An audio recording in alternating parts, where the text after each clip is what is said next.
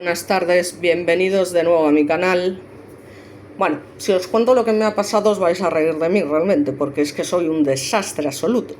Y a pesar de que, bueno, me tengo que consolar yo a mí misma, porque si no nadie lo hace, creo que he mejorado un poquito a la hora de editar los vídeos, que ya no son tan sumamente cutres como al principio, por lo menos quedan un poquito mejor, pero bueno, al fin y al cabo eso no importa. O sea, lo que importa realmente es trasladar y transmitir a todas aquellas personas posibles lo que es ese recuerdo de unas víctimas que tienen que ser recordadas siempre, que siempre tienen que estar en nuestra memoria y que, jolín, que hay que tenerlas ahí siempre, o sea, siempre, porque de verdad es alucinante las cosas que pasan. Pero bueno, resulta que, bueno, yo, ya sabéis, bueno, pues me había hecho varios vídeos, entre ellos el del niño Christopher Irwin, me había hecho uno de una estrella de Hollywood, que bueno, no os lo voy a adelantar porque ya colgaré el vídeo otra vez. Y bueno, todos los edité y demás en mi programa de edición me habían quedado, bueno, pues medianamente bien para lo que soy yo, un poco como los últimos que he colgado. Y macho, yo no sé cómo lo hago, que ya cuando están perfectos, que es que te lleva bastante tiempo hacer esto, o sea, lo que es editarlos, descargarlos, luego colgar, o sea, lleva su tiempo, y eso que lo mío es a lo cutre. Claro, otra gente pues se puede permitir pagarse programas que les hacen el vídeo automáticamente, pero yo no. No, aparte que me niego, o sea, para mí lo importante es el mensaje, Entonces, de Marta del Castillo, ¿qué se puede decir? Pues no voy a volver a lo de siempre, es decir, yo creo que ya este caso está, vamos, está ya tan masticado, es decir, se ha dicho ya tanto que es imposible a día de hoy haya alguien que no sepa al menos básicamente lo que pasó con esta chica, ¿no?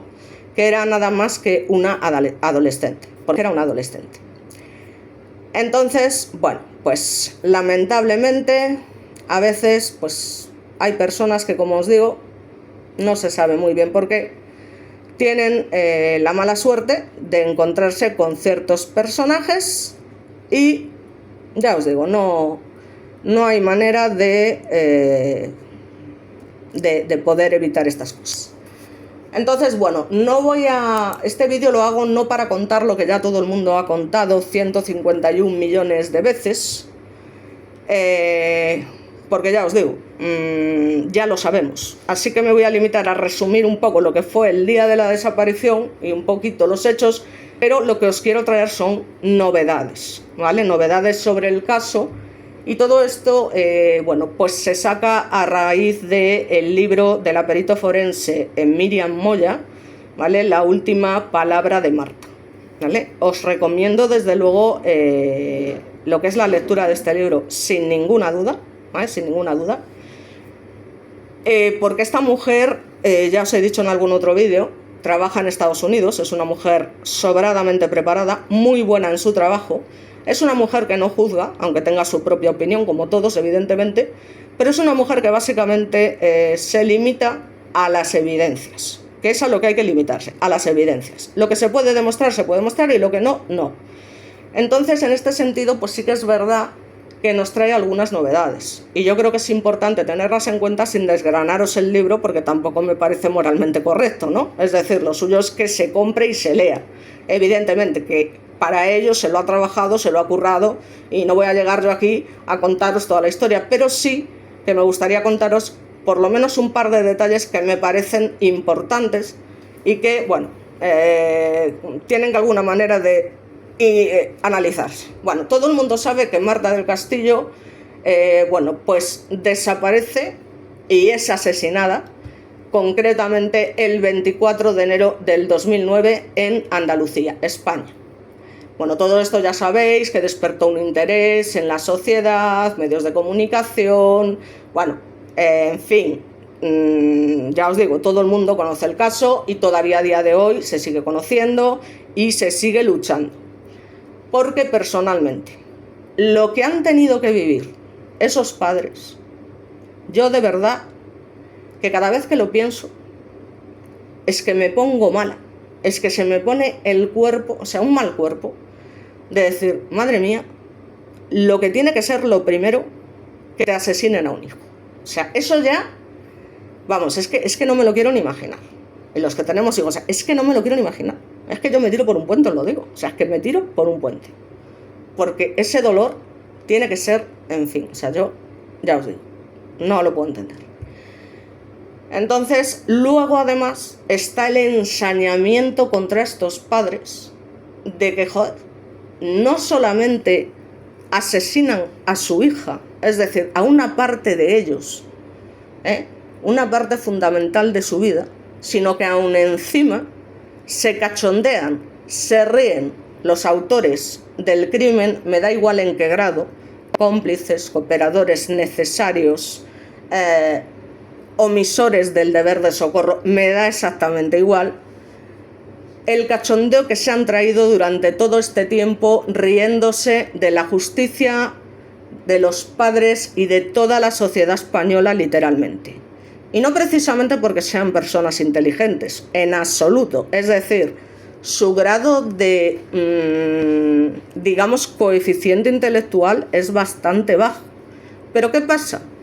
Pues que han sabido aprovechar la ineficacia de la justicia, básicamente. Se han aprovechado de esta ineficacia y luego han sido aconsejados evidentemente por ciertas personas que eran más inteligentes que ellos, sus abogados, el hermanísimo y bueno, pues lamentablemente esto es así.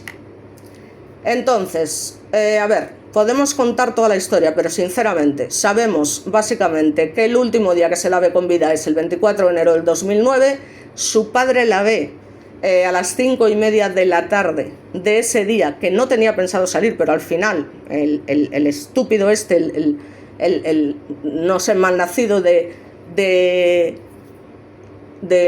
Miguel Carcaño, pues la convence, porque por lo visto quería tratar con ella una serie de cosas, y ya te digo, a las 5:30 se presenta en su casa con la moto y la convence para que baje y vayan a dar un supuesto paseo y demás.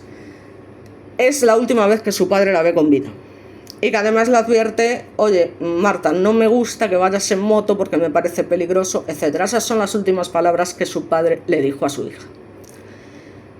Bien, ¿qué pasó? Pues que, bueno, se fueron a dar una vuelta con la moto y luego, no sé si con engaños, no sé si obligada, el caso es que acaban en el piso de León 13, que era el piso de Miguel Carcaño, y claro, ese día, como su hija no regresa a casa, pues lógicamente los padres, sabiendo que es una niña responsable, intentan ponerse en contacto con ella sin recibir lógicamente respuesta y posteriormente llaman a sus amigos.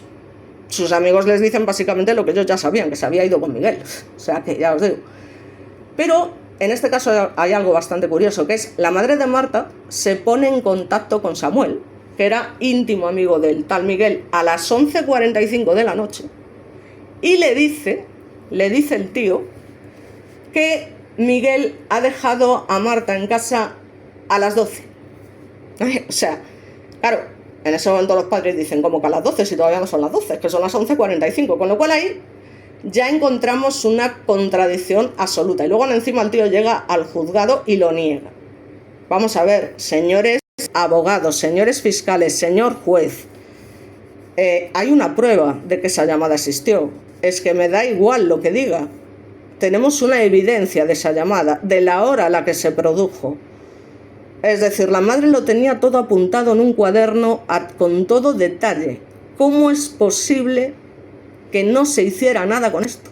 O sea, ¿cómo es posible? Si alguien me lo puede explicar, por favor, porque yo todavía a día de hoy sigo sin comprenderlo.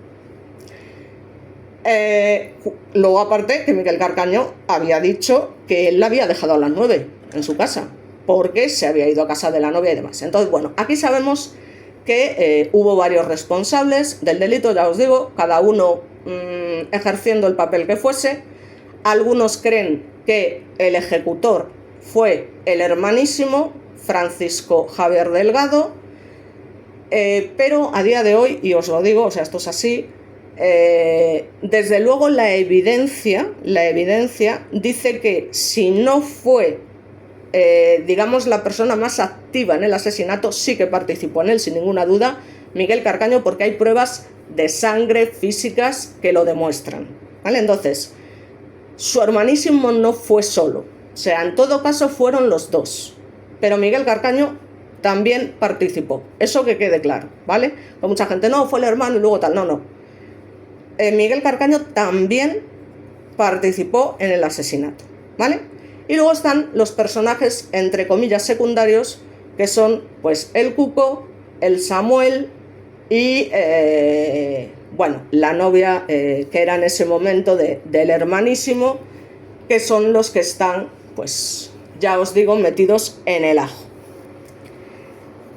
Esto está claro, o sea, yo creo que no hay nadie a día de hoy que tenga ninguna duda al respecto. De hecho, me atrevo a decir que son los personajes más odiados de España, ¿vale? Porque luego hay que ver la chulería de estos tipos, porque eso es otra.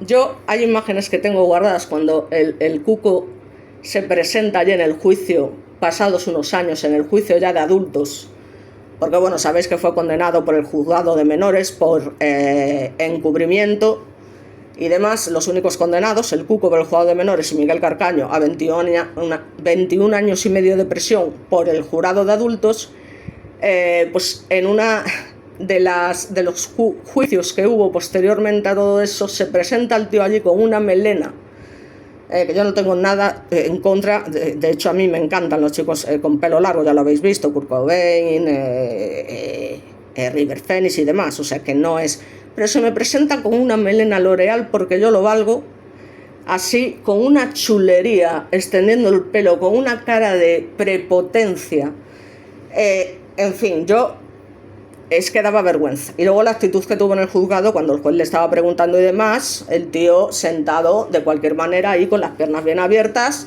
ya sabemos, en plan macho ibérico, y ya te digo, respondiendo a las preguntas, no, porque es total no. Y entonces el juez le tiene que llamar varias veces la atención, siéntese usted bien, haga el favor de contestar a mis preguntas y dejarse de andarse por las ramas, que no estamos aquí para perder el tiempo.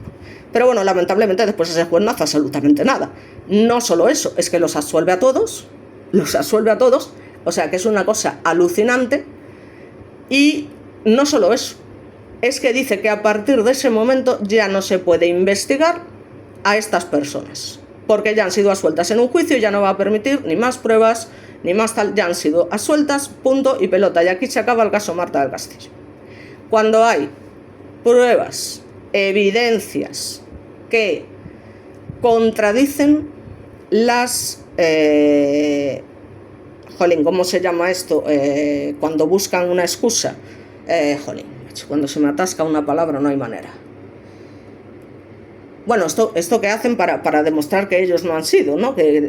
Coartada, ¿no? Bueno, pues eso. Los tíos, además, y en esto sí que se sabe que, bueno, pues una vez que sucede el asesinato y demás, no se sabe que estaban en la casa por la geolocalización de los teléfonos móviles, que además todos fueron curiosamente apagados a las mismas horas. Y, bueno, pues cuando sucede esto y demás, están allí en la casa, ya os digo, por el motivo que sea, unos cuando ya estaba Marta muerta, otros cuando no lo estaba, me da exactamente igual. El caso es que estuvieron allí, apagaron sus móviles y participaron de la manera que sea en el delito.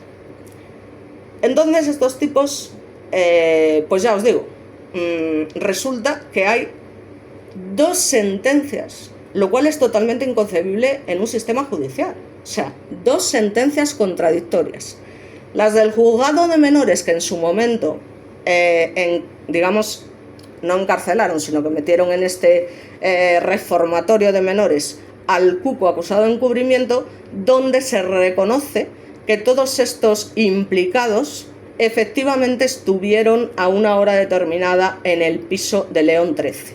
Y luego tenemos la sentencia de adultos, que dice todo lo contrario. Dice que solo se puede demostrar que estaba allí Miguel Carcaño y que lo demás, pues que no se sabe. Cuando hay pruebas, ya os digo, es decir, hay una cámara de vídeo que graba al hermanísimo, están todas las contradicciones de Samuel, que dice con una llamada telefónica a la madre una cosa y luego resulta que es otra, eso está grabado, está demostrado. En fin, el Cuco que ya manifiesta, porque el Cuco cuando pasó todo esto era un niñato, o sea, sigue siendo un niñato, pero era un chaval muy joven. Y la primera vez que se interroga al Cuco y que se le hace que haga una reconstrucción de los hechos cuando llega allí, es en el momento en el que el chico dice lo más próximo a la verdad de lo que realmente se encontró o lo que realmente pasó o vio cuando llegó a esa casa. O sea, esa es la declaración más sincera que hace en todo este tiempo. Ese es el momento donde hay que presionar. Estamos hablando de un niño que está asustado, no, lo siguiente. Entonces ese es el momento en el que personalmente tienes que cogerlo, meterlo en una sala a él solo y presionar, porque ya os digo yo que a los 2 minutos está llorando como una mariposa y cantándolo todo lo que sabe. Pero que yo creo que ya lo dijo, o sea, él manifiesta en un primer momento que cuando llega allí se encuentra una cantidad de sangre que no era normal, que la niña estaba muerta, que no respiraba, patatín, patatán. Y esto es cierto, o sea, esto fue así, ¿vale? Y hay evidencia. Y esto es lo que os digo de las novedades, es decir, esta chica, Miriam Moya, básicamente que estudia el caso como hay que estudiarlo, ¿no? Con evidencias y demás, habla un poco de las evidencias que nos cuentan lo que todos estos energúmenos no nos han querido contar, a pesar de que han pasado ya 16 años desde la desaparición de Marta del Castillo. Y ya os digo, el dolor permanece inmutable, suspendido en el tiempo, ¿no? Se supone que este caso está cerrado, pero es una herida abierta. Es una herida abierta que sobre todo late con fuerza en el corazón de su familia, que sigue buscando respuestas. Y yo, ya os digo, no quiero ni pensar por lo que tienen que pasar, por lo que han pasado y por lo que siguen pasando. Fue un crimen atroz. Fue un crimen atroz que se ha transformado en una maraña de mentiras, omisiones, secretos, donde básicamente el encubrimiento ha pesado más que la búsqueda de justicia. La justicia no buscó la verdad, la evitó. Entonces, bueno, ya os digo, volver a repetir el caso sería absurdo, pero ¿qué es lo que nos propone esta mujer? Ya os digo que ha hecho un trabajo encomiable, y es básicamente que, bueno, pues hay 8 dispositivos vinculados a Miguel Carcaño que desaparecieron milagrosamente de la ecuación. O sea, 8 dispositivos. Por otra parte, el teléfono de Marta nunca apareció y el acceso a los registros de los otros sospechosos fue bloqueado. Entonces, esto no fue un error, o sea, fue una decisión, básicamente. Entonces, bueno, como os comento, se sabe que Miguel Carcaño no actuó solo. ¿Por qué no se investigó a fondo a los demás? Si sabemos que el crimen ocurrió en un sitio determinado, ¿por qué no se analizaron todas las pruebas? Es decir, es que Marta fue sacada en silla de ruedas y trasladada a algún sitio. ¿Cómo es posible que 16 años después seguimos sin saber dónde está? Entonces, ¿qué es lo que sabemos hoy? O básicamente lo que nos han querido hacer creer que pasó. Pues que el 24 de enero de 2009 Miguel la lleva a su vivienda de la Casa León 13, discuten, la golpea. Parece ser que de un solo golpe, con ayuda de terceros, se deshicieron del cuerpo. Pero ¿qué pasa si no fue así? Pues que como sin cuerpo no hay delito. Eso quisieron hacernos creer. En fin, pero la ausencia del cuerpo no borra el crimen. No lo exonera, ¿vale? O sea, la desaparición es solo un muro tras el que se oculta la verdad. ¿Y cuál es la evidencia, las novedades? Que esto muchos no lo sabemos. Mira, la ciencia forense no tiene ideologías, no se equivoca y no se puede manipular. Es decir, los datos no mienten. Entonces, por una parte, tenemos los posicionamientos móviles, los rastros biológicos, las huellas digitales que quedaron donde otros pensaron que no se podían borrar, y cada dato omitido en los informes es una señal de que había algo que no querían que supiéramos. Pero no me refiero a una mano negra ni a gente tal, eso es una milonga para no dormir, los temas de conspiraciones y demás, que todo el mundo busca conspiraciones en todos los casos, no sé por qué motivo. Entonces, la evidencia, digamos que nos indica una verdad inquietante, y es que Marta no está lejos de donde terminaron con ella.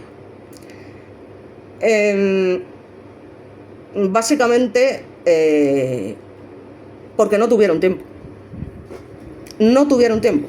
Ahora, que después hubiese un traslado del cadáver por parte del hermanísimo de otra persona, eso ya es otro tema, pero en ese momento no tuvieron tiempo, ya os digo. Ellos lo que hicieron fue, después del asesinato, que fue a las 8:15, es decir, a las 8:15 Marta ya estaba muerta. Eso también hay evidencia.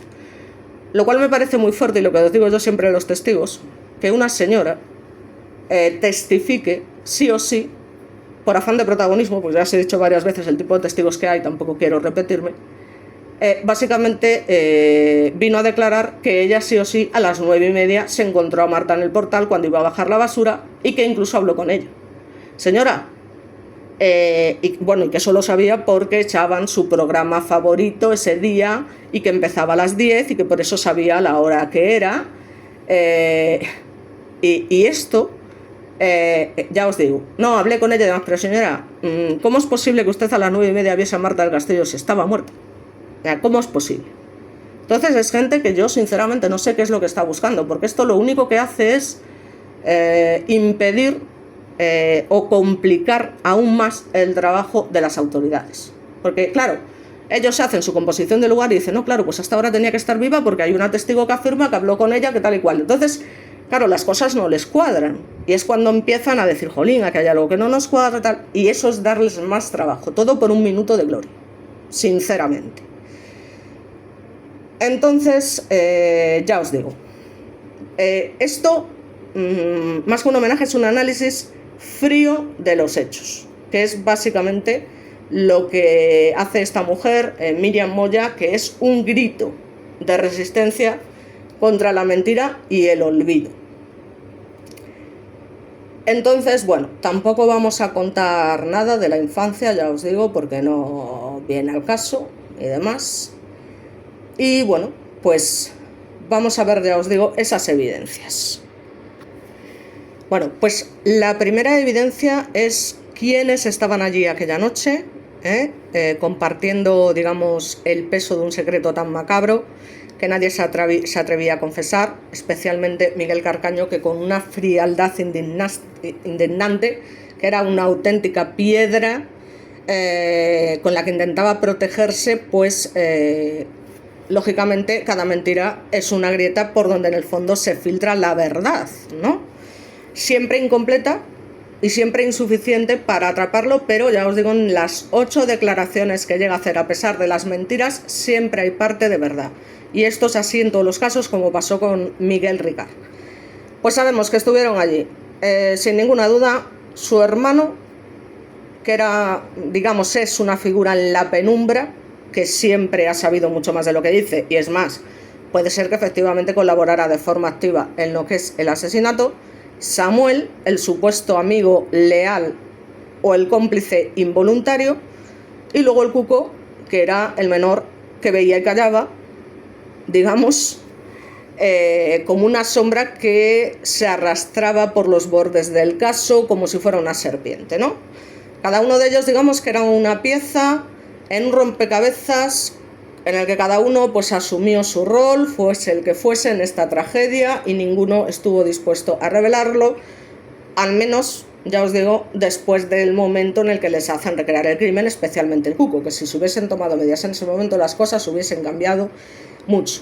Entonces, mientras los medios de comunicación, la prensa, las redes sociales y tal, están ahí a tope, y los atrapa en una especie de son el ojo del huracán, por decirlo de alguna manera, bueno, pues ellos siguen haciendo como si nada, ¿no? Con sus coartadas y tal, porque todo se planeó de esa manera. Es decir, lo que se hizo básicamente fue, y esto sabemos que es mentira porque ya os digo, hay pruebas incluso de una cámara que ve al hermanísimo que efectivamente va a ver a su exmujer y a su hija a una hora determinada que no coincide con lo que le había contado. Y bueno, para el juez la imagen no era lo suficientemente nítida. Bueno, vamos a ver, es que ya no es solamente la imagen. Como dice Miriam Boya, ¿vale? Hay una cosa que es un poco como nuestra huella dactilar y que no la podemos cambiar. Y es básicamente nuestra forma de caminar. Cada uno de nosotros tiene una forma de caminar muy específica, ¿vale? Es, ya os digo, como una huella. Entonces ya no solo se trata de que la imagen estuviese más o menos nítida, ¿no? Esto va dirigido al señor juez, sino que vamos a ver, si realmente si hubieran hecho las pesquisas como se tenían que haber hecho, y por expertos peritos forenses, se habría llegado a la conclusión con una certeza del 100% de que el hermanísimo estaba mintiendo, ¿vale? Con lo cual su coartada no era válida, por lo cual era imposible que fuese absuelto, aparte de muchas otras cosas, porque no fue solamente que lo viese una cámara, fueron otra serie de cosas más, que estuvo en un bar donde resulta que no hubo nadie, con un ticket de 25 euros en toda una noche, etc. Entonces, como el sistema es tan garantista, que ya os digo, si no hay una certeza al 100%, sale a la calle. Vamos a ver, señores, no tiene a lo mejor el 100%, pero sí un 95%.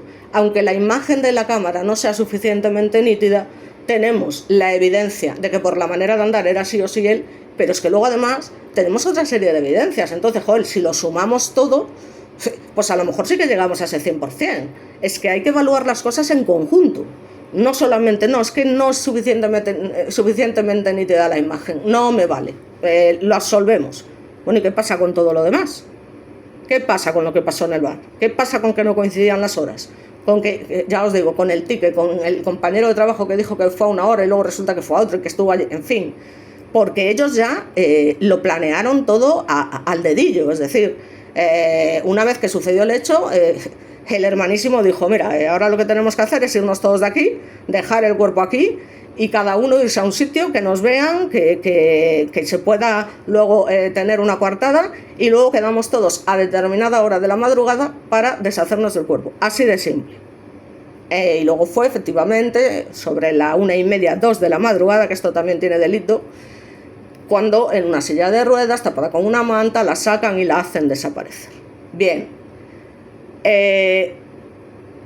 Fijaos lo que es la vida, que a las 12:30 de la noche el padre de Marta se dirige al piso de León 13 y se pone como un loco a golpear las ventanas. Estaban todas las persianas bajadas, no se veía ninguna luz, porque básicamente lo que había dentro era el cuerpo de su hija. Fijaos lo que es la vida. En ese momento el cuerpo de su hija estaba dentro de ese piso. Y él se cansó de llamar, pom, pom, pom, golpear. De hecho salió un vecino y demás, le preguntó, oye, o sea, esto es muy fuerte, ¿eh? O sea, yo cuando lo pienso digo, ojo, es que el hombre le ha tenido que dar muchas vueltas a este tema. O sea, decir, es que yo cuando fue allí mi hija estaba dentro. El cuerpo de su hija estaba dentro. Porque ellos lo dejaron allí. Lo dejaron allí y quedaron, ya os digo, a una hora de la madrugada, entre 1:30 y 2 de la madrugada, para deshacerse del cuerpo, mientras cada uno hacía algo para que dijeran, no sé si este estuvo aquí, el otro estuvo allá. Entonces, eso va a empezar. Y no solamente eso, es que en ese momento es cuando va a poner la denuncia a la Guardia Civil, y como siempre, no, es que es un adolescente, no, ya volverá, seguro que se ha ido por ahí, o con sus amigas, lo de siempre. Si las autoridades en ese mismo momento, es decir, una vez que sucede el hecho, se hubiesen presentado en el piso de León 13, aunque sea una patrulla de 2 guardias, entre que el padre vaya a las 12:30, se está al menos 15 o 20 minutos dando golpes, a la 1 está en la comisaría poniendo la denuncia. Si estos tipos hubiesen cogido y hubiesen ido tal, los hubiesen pillado literalmente con las manos en la masa. Literalmente con las manos en la masa. O sea, preparando el cuerpo para subirlo a la silla de ruedas. Es que eso es así. Y es que si lo piensas es escalofriante. Es escalofriante. Entonces, ¿qué más tenemos? Bueno, pues tenemos básicamente los patrones de sangre. Es decir, siempre nos han hecho creer que Marta murió por un lamentable y certero golpe de un cenicero, una culata de pistola, es decir, se han dicho varias cosas, pero siempre se ha dicho que fue de un solo golpe. Esto no es verdad. Es decir, Los patrones de sangre que existen en la casa nos cuentan, porque es una evidencia, que Marta fue agredida en varias ocasiones a base de golpes, y ya os digo, de esto hay evidencia porque hay unos patrones que tienen unos trazos determinados, unas salpicaduras determinadas en varios sitios diferentes, la cama, la habitación de Miguel, el pasillo, es decir, y luego en su propia ropa. Con lo cual, y ya os digo, el cuco cuando dice que llega a la casa, lo único es que había un montón de sangre, había muchísima sangre y demás. Un golpe certero en la cabeza no te produce un charco de sangre en la cabeza, pero no que haya semejante cantidad de salpicaduras por toda la casa. Y luego aparte teniendo en cuenta que, si me explico. Pues eso, teniendo en cuenta que Miguel Carcaño trabajaba en tareas de limpieza y que hizo una limpieza muy exhaustiva de la vivienda. Pero ¿qué pasa? Que la limpieza no borra las manchas de sangre al 100%, ni mucho menos. Ya sabemos que está el luminol, que quedan restos y demás, con lo cual esas salpicaduras están ahí y demuestran un patrón determinado. Pero es que además, digamos que hay un análisis caligráfico de todas las cartas que Miguel Carcaño escribe en la cárcel y, como os digo, esto son también evidencias. Es decir, son personas expertas y especialistas en lo suyo, en este caso en caligrafía, igual que en comportamiento, igual que en una serie de movimientos y de gestos, es decir, son especialidades científicas. O sea, que nadie diga, bueno, es que por lo que escribe tal, no. Estamos hablando de gente que es experta en eso y que gracias a ellos se han resuelto muchos casos. O sea, esto es una realidad. Entonces, estamos hablando de que Miguel Carcaño es un manipulador sin remordimientos, un psicópata que lo único que le preocupa es salvarse, o también es posible que sea un peón atrapado en una red de mentiras que ni él mismo comprende muy bien. Cuidado, esto no lo exime de haber formado parte activa del asesinato, ¿eh? Ojo. Lo que pasa que sabemos que por encima de él, que tenía, no voy a decir un retraso mental, pero sí que eran bastante cortitos, que sí que está influenciado, como os comento, por el hermanísimo o por personas que desde luego saben más que él. Porque su calografía básicamente muestra a alguien que quiere mantener el control, que necesita manipular cada palabra para sobrevivir, que juega con las pausas, los silencios, con el engaño. Entonces, si es un psicópata, entonces su escritura es un retrato frío y calculador de su juego de mentiras, una manipulación sin remordimientos que solo un monstruo sería capaz de mantener durante tanto tiempo. Sin embargo, si vemos que no es el artífice de la desaparición del cuerpo, aunque sí del asesinato, entonces digamos que esta declaración sería como un grito desesperado de construir una mentira creíble porque la verdad ni siquiera él la conoce. ¿Vale? Es decir, en un principio el cuerpo de Marta está claro que lo tuvieron que enterrar muy cerca, de hecho se dice que, por evidencias también, que probablemente estuviese en un cementerio muy cerca de la zona. Era un cementerio que estaba en unas condiciones lamentables, prácticamente abandonado, ¿vale? Por decirlo de alguna manera. A ver, la imagen esta se me está yendo otra vez, es que en fin. Que tenían las lápidas abiertas, o sea, literalmente había lápidas rotas, lápidas abiertas y demás. ¿Qué mejor sitio para enterrar un cuerpo que un cementerio? ¿Alguien se lo ha planteado alguna vez? O sea, teniendo en cuenta que había un cementerio muy cerca de la casa, que no tenían tiempo. Entonces, yo, sinceramente, ya os digo, tal cual cuenta Míriam Moya, me parece una conclusión bastante acertada de lo que pudo pasar. Ya os digo, esto no tiene nada que ver con que posteriormente alguien moviese el cuerpo y se lo llevara a otro sitio. Pero, cuidado, que claro, es que a nadie se le va a ocurrir buscar un cuerpo en un cementerio. Y ahí es lógico que nadie lo encuentre. Porque, ya os digo, si las tumbas están, en muchos casos, medio rotas, tal y cual, pues nada, lo meten allí con otro cuerpo y demás. ¿Y quién va a ir a investigar allí? Absolutamente nadie. Y ya os digo, les quedaba muy cerca, es que era la opción más sencilla, al menos en ese momento, ¿vale? Entonces, ya os digo, la inteligencia de Miguel Carcaño no era aguda, precisamente, o sea que parece que nos está intentando manipular, pero en realidad es lo que nos quiere hacer creer. Pero según la caligrafía, digamos que él está intentando darle forma a su mentira, y digamos que lo que tiene es una falta de precisión, que intenta disfrazar la realidad, que está en manos de alguien que es realmente astuto y que no dejaría tantas grietas visibles. O sea, luego aparte las faltas de ortografía constantes, incoherencia en detalles, su incapacidad para sostener una única versión sólida, ¿no? Pues llevan a la conclusión, en la opinión forense, que no tiene ni la astucia ni el control para esconder un cuerpo durante tanto tiempo sin dejar rastros, básicamente.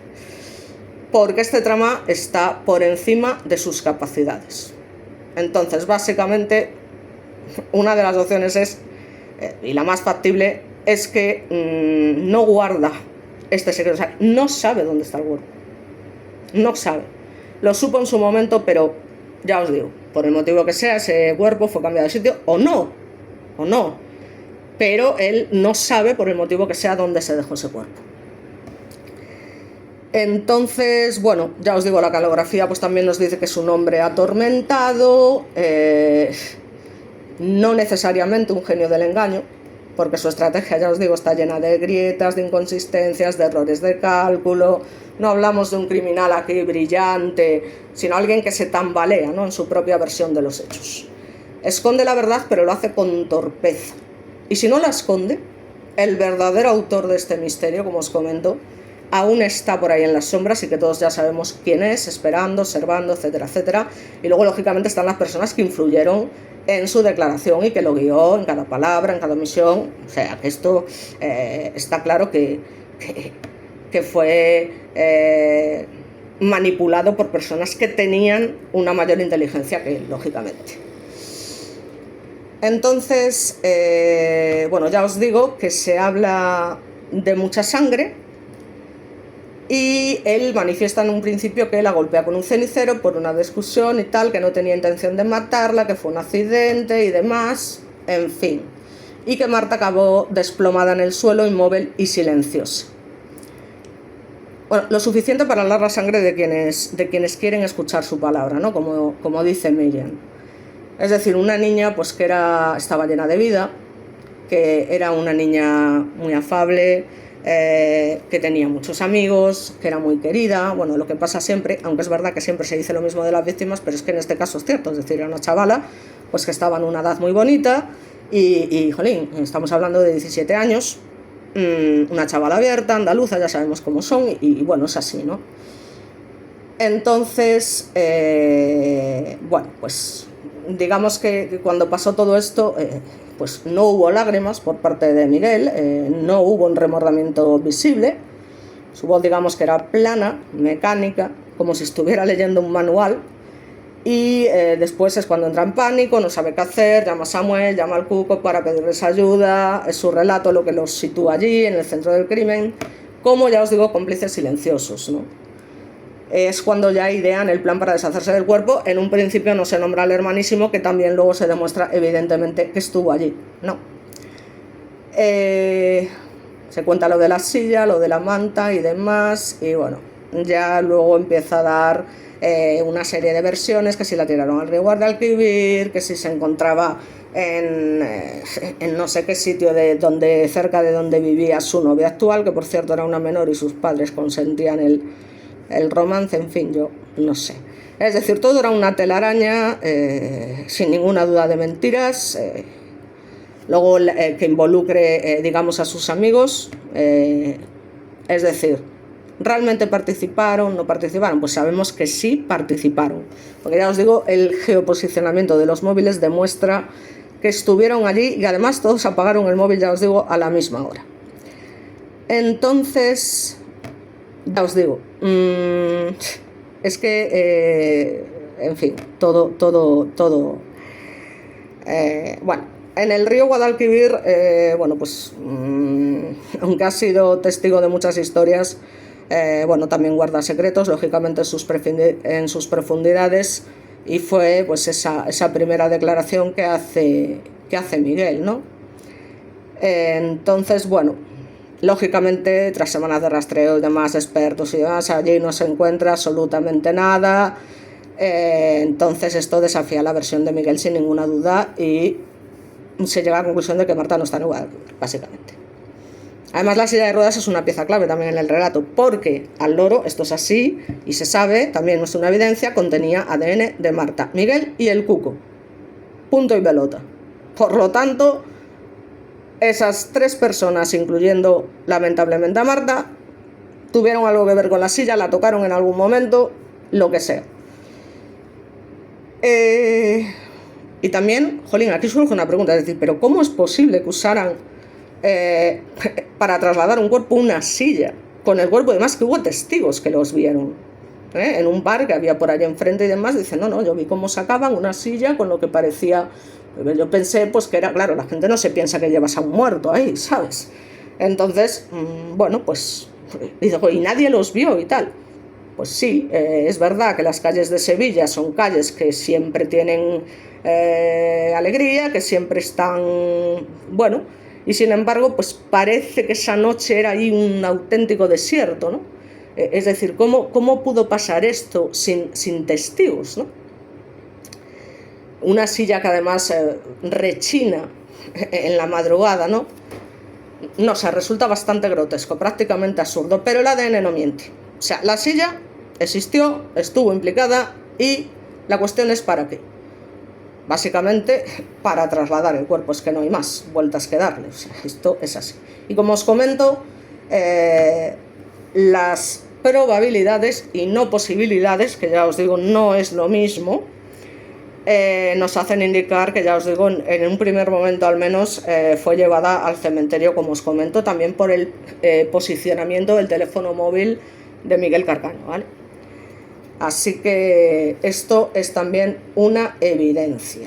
Si no fue justo en el cementerio, fue por esa zona, por un pozo de esa zona y demás, o sea que fue por allí, o al menos por allí estuvieron, ya os digo. Luego, que hubiera algún cambio de cuerpo, eso ya no lo sabemos.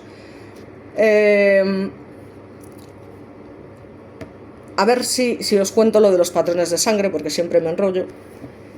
Bueno, pues ya os digo, aquí hay otra evidencia clara con esto de los patrones de sangre, y sobre todo esto ya lo empezamos a ver en la primera declaración que entre sollozos y demás hace el cuco, que también que es para analizar psicológicamente, que digamos que con el tiempo y los consejos y demás se termina convirtiendo pues en un auténtico camaleón, ¿no? Por decirlo de alguna manera, es decir, se va ajustando a cada situación porque es lo que le permiten, o sea, que ya os digo, sus primeras declaraciones está sollozando, da detalles gráficos, sobrepasado por la culpa y el miedo, y es cuando literalmente dice lo más próximo a la verdad, que es que vio a Marta ensangrentada en la habitación de Miguel, que había muchísima sangre, en eso insiste una y otra vez, que había mucha sangre.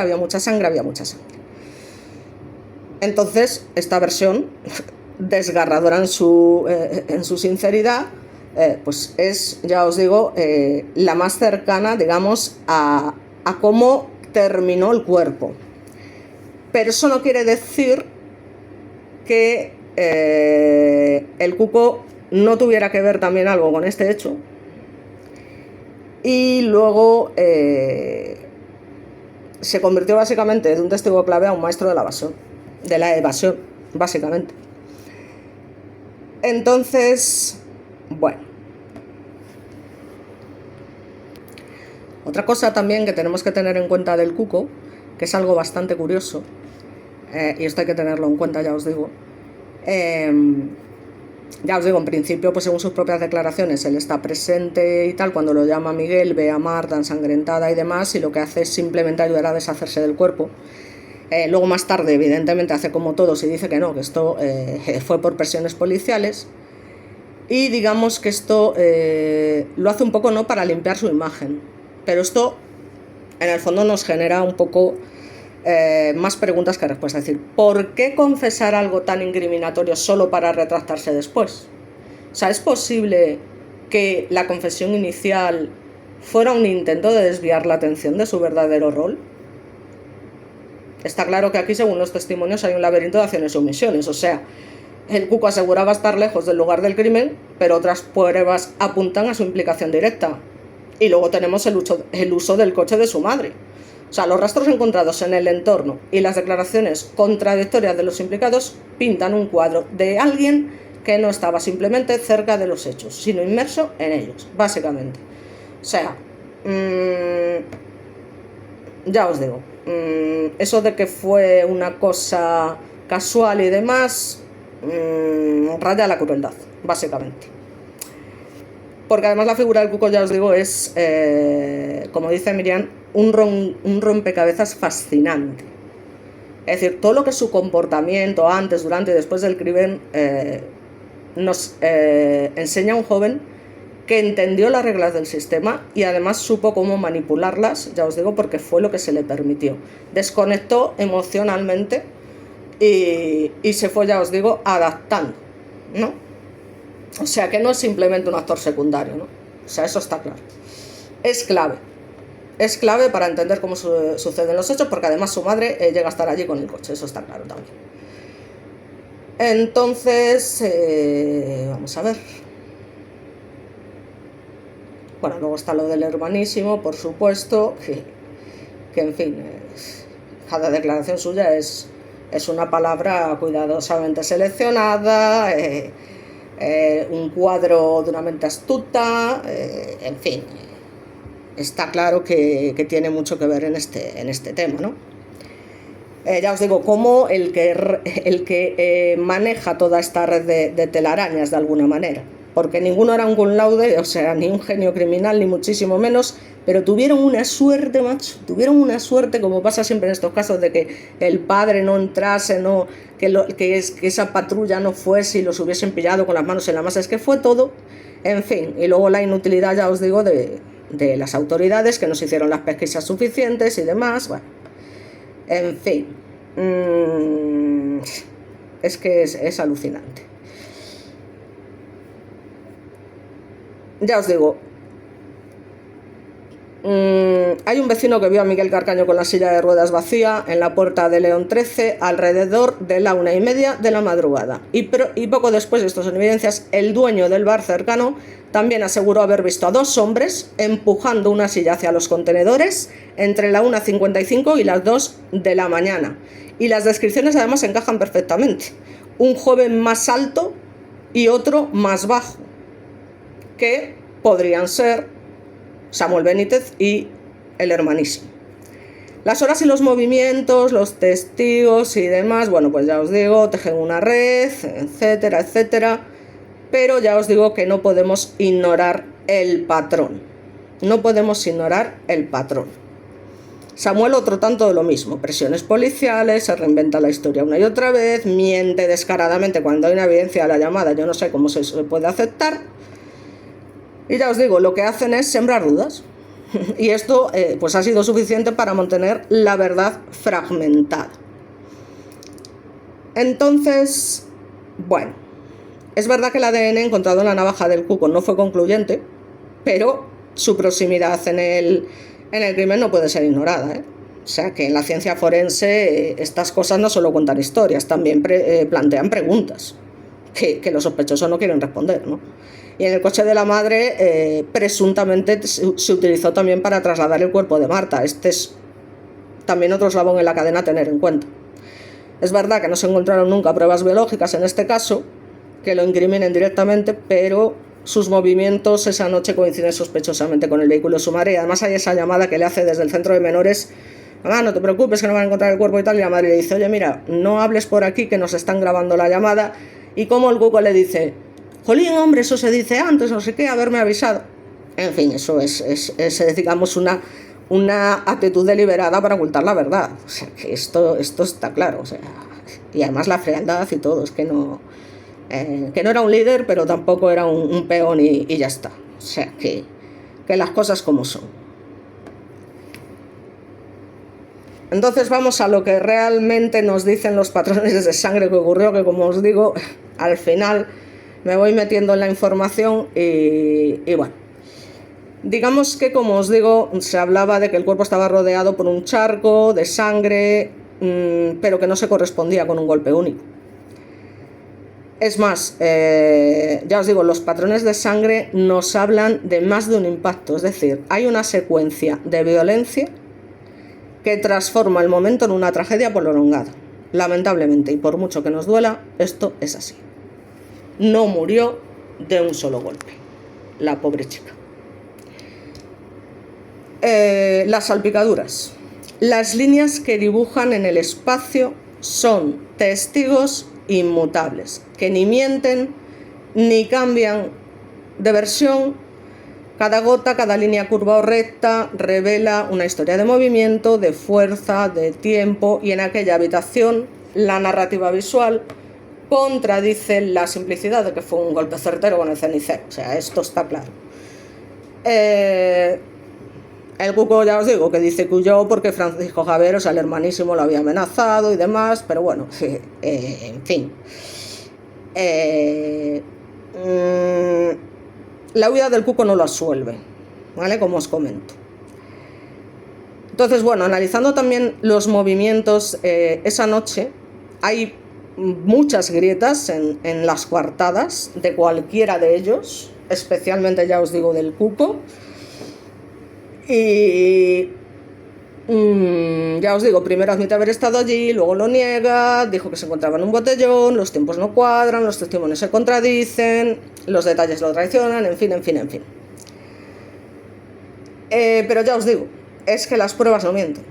Entonces, tengo que decir que la navaja que fue de mariposa encontrada en el sumidero frente al portal de la calle León 13, que sabemos que pertenecía al cuco porque tenía una colección, ya os digo, no se encontró sangre en ella ni ADN, pero su existencia y su proximidad al escenario del crimen y la narrativa de que Marta pudo haber sido amenazada con un arma son piezas que desde luego encajan, ¿no?, en todo este puzzle siniestro. Y luego el testimonio del dueño del bar, que ve a dos hombres delgados empujando la silla de ruedas, no sé qué, algo pesado y demás. Añade una capa más al misterio, uno era más alto, otro más bajo. Podrían ser también Samuel del Cuco, que llevaban, que sabían, en fin. Son muchas cosas. Ya os digo, aquí lo que más llama la atención es la falta de emociones. La falta de emociones y la construcción que se han hecho de una máscara de yo no fui, pero sus acciones desde luego cuentan otras cosas, ¿eh? O sea, esto es así de fácil, o sea, no hay más vueltas que dar.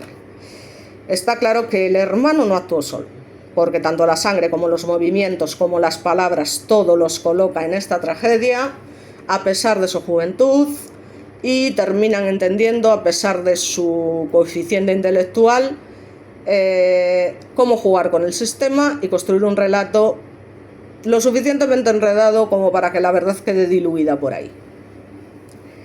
Entonces ya os digo, las pruebas forenses, los patrones de movimiento, los tiempos y lugares no cambian. Lo único que cambian son las palabras. Y ya os digo, no importa cuántas versiones se den ni cuántas estrategias se inventen, la sangre siempre encuentra una forma de salir a la luz. Punto y pelota.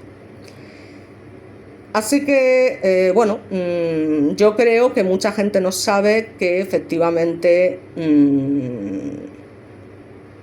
Marta no había sido asesinada de un solo golpe. Yo creo que en la mente de la sociedad española pues está esa idea de que o bien con la culata de la pistola el hermanísimo, o bien con el cenicero el propio Miguel Garcaño la habían asesinado, pero es que realmente ya os digo que no, porque hay una sombra traicionera en el piso, que demasiada sangre, como os comento, para que fuese un accidente, vamos, eso está claro. Así que ya os digo que estas cosas no mienten y bueno. Digamos que de alguna manera el hermanísimo, si no participó activamente, entró en la habitación en el momento que se produjeron los hechos y y llevaba pues esa frialdad calculada, que siempre lo han vuelto, y mientras Miguel, digamos, que se tambaleaba, ¿no?, después de lo que había hecho, desbordado por el horror, ¿no?, el otro era hielo puro, o sea, era hielo puro. Entonces, bueno, básicamente hacen un pacto de esto, lo vamos a solucionar entre nosotros, tal, no sé qué, tú te callas, lo otro, lo demás allá. Pero la sangre era demasiada. O sea, ya os digo. Salpicaduras, manchas, el charco creciente en el suelo, esto no era posible, ¿no?, en un solo golpe. Aquí hablamos, ya os digo, de una tragedia prolongada, de sucesión de impactos, cada rastro de sangre grita un momento distinto de sufrimiento. Yo no quería, solo fue un golpe, pero nada en la escena corroboraba aquello. Y el hermanísimo lo sabía, ¿eh? Es decir, sus ojos recorrieron la habitación como un escáner forense buscando piezas que encajasen, etcétera, ¿sabes? O sea, entonces, a partir de ahí es donde se urde todo el plan, lógicamente.